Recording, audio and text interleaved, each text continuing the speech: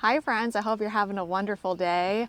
Well, despite the very cold temperatures and the wet ground, I need to press ahead and get my cool flower transplants into the ground. So today we're going to be planting our snapdragons in the ground. We're going to be planting the strawflower in the ground. I'm not sure if we'll be able to get the dianthus done too, but those are ready to go in. Even if I don't film it, I'll be doing that today or tomorrow. After that, I want to immediately turn around and sow a flat of Gomphrena and celosia. Also, I have to show you, Saving Grace dahlias are germinating so well. And I thought, let's do a little daffodil tour in each one of these vlogs, because what I've been doing with my daffodils over the past few years is I've been trying to purchase as many varieties as possible that bloom at varying times. So I really wanted to get an extended daffodil show, and so I want to try at least about once every week to show you what's blooming so that we can see all the different varieties, see what they look like in the garden, and then also talk about how they perform in the vase as well. So let's do that first. So we can start here at a variety that I picked up, I think, from Home Depot or Lowe's about 4 or 5 years ago. And it was marked, I think, as double pink, so I'm not sure on the exact cultivar, so please let me know if you recognize it. My best guess is that it's replete or something similar to replete, because it blooms very early and it definitely looks like pictures I've seen of replete. But one thing that's really interesting about whatever this cultivar is that those inner petals, kind of the collar that surrounds the inner petals, it starts out almost this vibrant lemony yellow, and then it ages to a peach. So these are all coming off the same plants, but there is some variation in the coloring of those inner petals as they age. Let me make sure I'm pull 2 daffodils at different stages off the same exact bulb. Because of course at first I thought, well, maybe I just have a mixed bag of bulbs here, but I can tell these 2 are coming off the same bulb.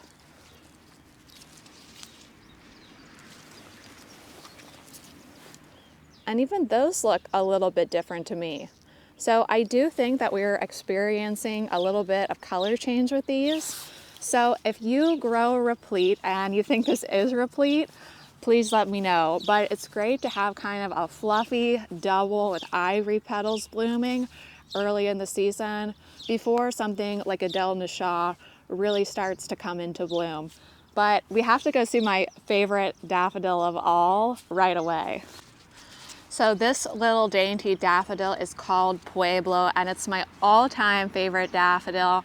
I love it in the garden. Here comes Grace. But even more so, we absolutely love it for arranging, right, Grace? Grace is like, why are you in this bed? I know I'm not allowed in this bed. Let me pick some more and show you up close.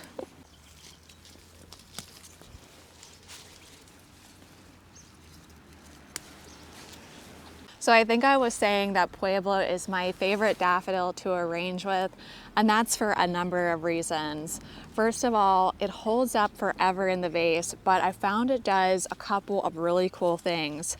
So when Pueblo first emerges, it looks like this. It's almost a buttery yellow, and it does point down just for the first couple days, but then it quickly turns into this. I mean, it literally changes colors from a buttery yellow to this soft ivory, and this inner cup here that still appears to be kind of a light buttery yellow eventually turns a pure white, almost like this. And it is a smaller jonquilla daffodil, but I absolutely just love how it changes colors. And what's so interesting is that it will actually change colors in the vase as well. So it was a couple of days ago, I made an arrangement. I can overlay a picture on the screen for you when I was using Pueblo, and it had a buttery yellow center and the heads were hanging slightly still. But now that arrangement is probably about 3 or 4 days old, and the heads are pointing a little more just straight out and forward, and they're just ivory. All that buttery yellow is gone and they're an ivory color. So to have an early blooming, dainty daffodil that changes colors, that lasts a long time in the vase, probably if I could only grow one daffodil, I would grow Pueblo.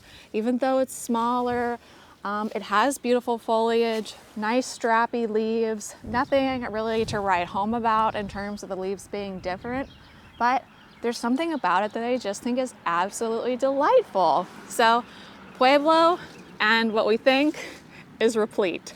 Now let's move on to Dutch Master. So the first daffodil to bloom in my garden is always the classic Dutch Master, and I feel like these guys get a bad rap for some reason. But to be honest with you, I love them because when the forsythia is blooming, maybe you have some vibrant yellow ranunculus blooming. I think the texture of these beautiful Dutch Masters in a vase paired with those other things, maybe some stems of lilac that isn't in bloom yet, is just absolutely beautiful. And really, you know, when I see an arrangement that's made with vivid colors, it just brings me so much joy and happiness. And there's something motivating about, I think, seeing a really vivid color palette.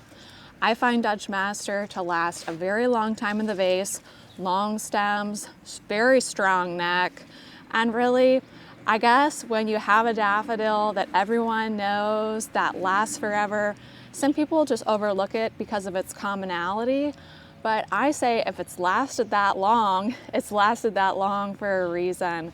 And I've even moved these guys in bud form around my garden just to change the way something looks, and they were able to handle that just fine. So Dutch Master is the classic for a reason in my book. Let me know what you think about her. So over here in Grace's garden and also in the driveway garden, I have this beautiful variety which I've fallen in love with. It's called Cum Laude, and it has this amazing peach center. This is a split corona type of daffodil. So look at the profile. It has a beautiful profile also. One thing that's kind of interesting, I've only had this variety 2 years, but it's done this 2 years in a row. When it first emerges and blooms, the bloom in the garden will look like this. It'll kind of hold its head down, and you feel like it's a little bit of a disappointment, definitely, because you can't see the flower well, almost like a hellebore that points its head downward. But then if you give it about a week, definitely 2 weeks, it will straighten up and it will face forward. I think most of mine are facing forward out in the garden right now. But isn't that a beautiful variety? And it blooms early. I definitely wanted to add more of these into the garden. Like I say, it's year 2 for these, and I don't feel like this bulb is bulking up very quickly. So I'll be interested to see over time if it does bulk up or if it's just one of those bulbs that's kind of slow to put up extra stems, because I think most of the bulbs on year 2 are still only giving me 1, maybe 2 stems. So that's a look at what daffodils are blooming here. It's March 28th, so I'll try to pick up on these tours once a week. Next up, we have Love Call, which is another split corona variety with kind of a more vibrant orangey yellow center, and it's a smaller inner cup on that split corona. We also have Mount Hood, Silver Smiles, Shearborn, and then I planted a lot of new varieties, which I'm not sure what they'll look like, and I'm definitely not sure how to pronounce them. So I had to do some research and do my best. But I thought this might be a fun way to just observe all the daffodils versus trying to capture them in a tour, since they do kind of bloom all throughout late March and then all the way through April. But for now, it's time to get down and dirty and get some of these cool flowers in the ground. We need to get seeding, and also I want to plant some lily of the valley. So let's get to work.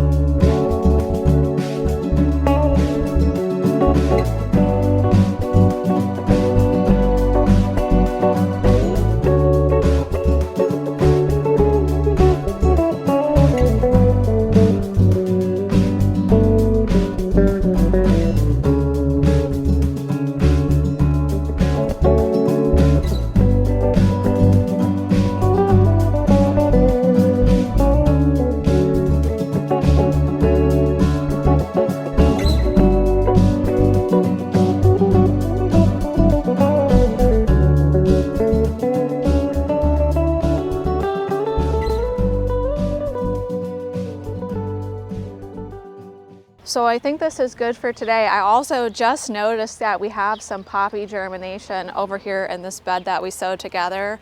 But we're gonna have a full bed of snapdragons right here that I spaced at 4 by 4 inches, and I didn't pinch them purposefully because I'm hoping to have them for Mother's Day. We also have a bed of ranunculus here and a bed of ranunculus over there. I also planted these much earlier than normal, partially because of the medical thing that I had going on, and also because I wanted to have them for Mother's Day. And then we do have the fall planted dianthus there, and I think tomorrow we'll go ahead and plant the spring planting of dianthus. And I'm not sure if you can see it, but over there we have Strawflower, and then we have our fall sown bachelor's buttons right here, followed by Nigella, which is in desperate need of weeding. And all the Bupleurum I moved into the flower borders. So some varieties of Gomphrena that I've grown in the past that I've shown on the channel is I've grown this QIS purple. That was maybe about 4 years ago. We grew the raspberry cream last year, which was a new variety last year. I did grow that, but this year the color palette that I'm going for is a lot more vibrant and saturated. And so I'm trying the one up here. Okay, I'm gonna embarrass myself now. Is this carmine? Is that how you say that? QIS carmine? I could be saying that completely wrong, I'm so sorry. But to my eye, it looks like a vibrant, deep raspberry pink. Gomphrena is about 1/8 of an inch, so I'm just gonna make the tiniest little hole and stick a seed into each cell. And I definitely wanna show you Saving Grace before I say goodbye, because I wonder if they're all up. Even since this morning, it seems like more have popped up. You can tell Grace is really confused because I don't know if you can hear her, but she's currently right under my feet. And every time I say Saving Grace, she just looks up at me like, okay, I'm ready. Where are we going? Right, Grace? Where are we going? Are we going somewhere fun?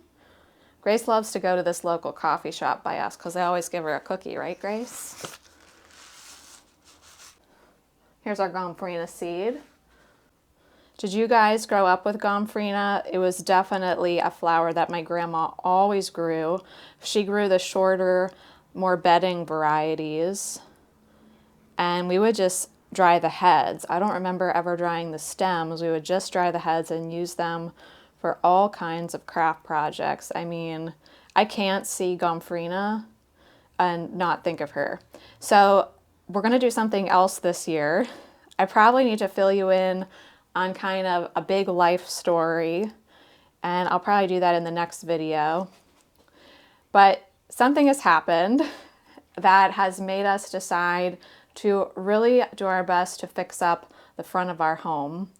Some of you that have been with me for a while, first of all, thank you to those who have been with me for the long haul, and to those of you that are new, I appreciate each and every one of you, and I mean that from the bottom of my heart. I couldn't do this without you. But you might know or recall that basically we bought a fixer-upper that was unlivable 8 years ago, and we've been fixing it up very, very slowly as time and money allows. And because we had to, we put all our effort into the inside of the home and the structural parts of the home that weren't doing so well. I'm just going to cover these up now. But we paid absolutely no attention to the front. We never painted it. We didn't swap out the windows in the top of the house. We never painted the porch. So in terms of curb appeal, there's absolutely none. And to be totally honest with you, the front garden looks really, really bad. So this year, my goal is to whip that garden into shape. And, you know, I think I gave up on that garden really quickly because it's shady up there and it holds water almost to the point where I feel like there might be a problem. But also, when we moved, there was huge mimosa trees literally growing out of the foundation to the house because the house had been severely neglected for many, many years. And that mimosa just continues to pop up everywhere in that bed. So does mulberry, that kind of invasive honeysuckle. And so every time I try to do something nice out there, everything is always choked out by these trees that once existed and were taking over the property. But this year, I'm taking the front garden back. I'm gonna fill it up with ground covers, fill it up with evergreens, and I'm gonna basically hope that my planting smothers that problem and that we can have a beautiful front yard as well. But that's already planted, so we just need to get these watered in and on the heat mat. And before we forget, here's Grace, and here are the Saving Grace seedlings. So this whole cell is up, 5 up in this cell, still a ways to go in these 2, and then the back cells look pretty good. And remember, I only sowed 1 seed in each cell just to see exactly what my germination rate was. Clarkie is still growing on under here. Status is still under here. We do have some more Snapdragons that still need planted out. Then also one of the snail vine germinated, and dianthus really needs to go out. Maybe I will try to get that done later today if it's not too wet. Well, friends, I think I'm going to wrap up today's video here. Thanks so much for spending time with me. But for now, I want to wish you all a wonderful day, and I'll see you sometime real soon because we got to get this dianthus into the ground. Bye.